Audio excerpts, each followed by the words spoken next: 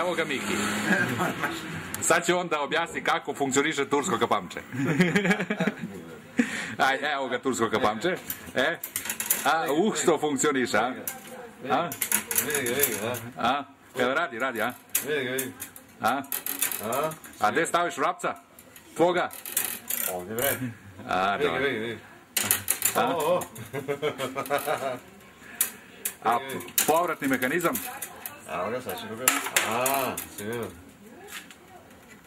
Evo ga. A šta je to? Da mu ne da dizleti, bre. Gde dizleti? Napolje. Radi. Ne valja mnogo da...